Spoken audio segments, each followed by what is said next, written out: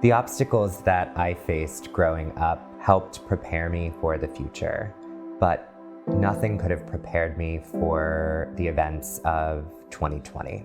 Last year was such a challenging year for so many people in so many ways, but as one of very few Black chief executive officers in the state of Oregon, I was faced with an insurmountable task of leading through a sustained crisis, in leading through the dueling pandemics of COVID-19 and a racial reckoning in our community. Those moments changed my life. They changed who I am as a person, and they changed who I am as a leader, the way I want to show up for my staff and my community. I am a Black, queer, cis man who grew up in a small town in Ohio, raised by beautiful, strong Black women who taught me the values that have made me the man that I am today. As a kid, I think I knew I was different or that I might be gay, but I was very nervous about owning any piece of my identity, whether that be my sexual orientation or even my race, as someone who was growing up in a very white community. And I think I was looking for any and every way to find a community. And as a middle schooler headed into high school, I found that in music and in theater.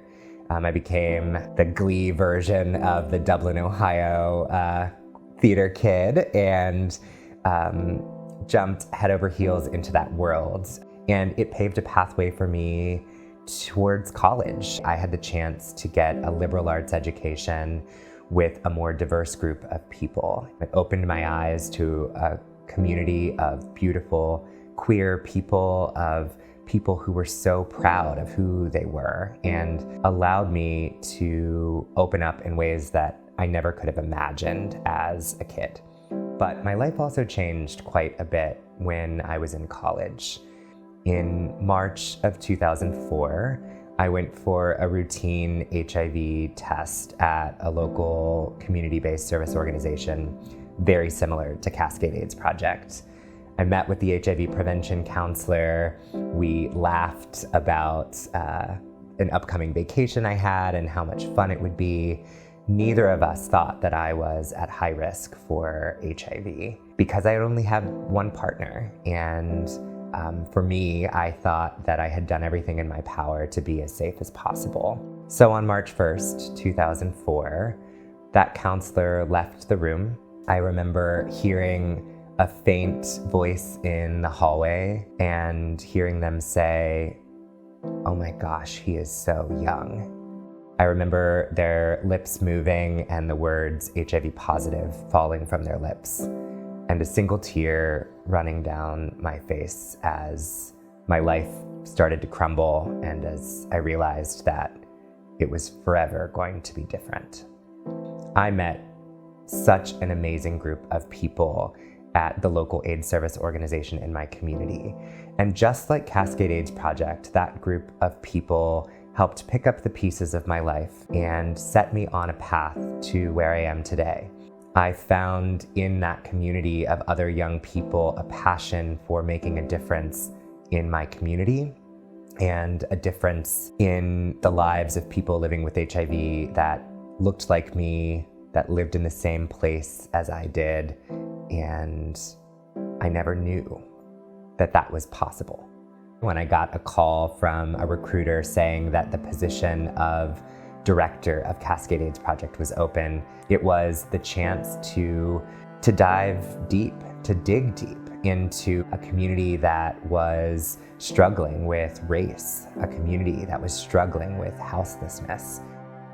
But they needed a leader of color.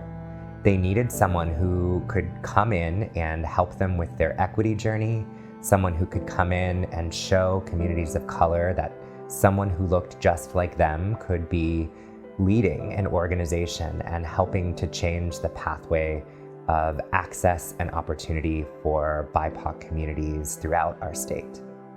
We're an organization that exists to teach people and empower them that their HIV status is no longer a death sentence, but is a a new diagnosis, something they can manage in their life, and something that will just be one small piece of their story. In just a few months, our nation will recognize the 40th anniversary of the first reported cases of HIV in our country. And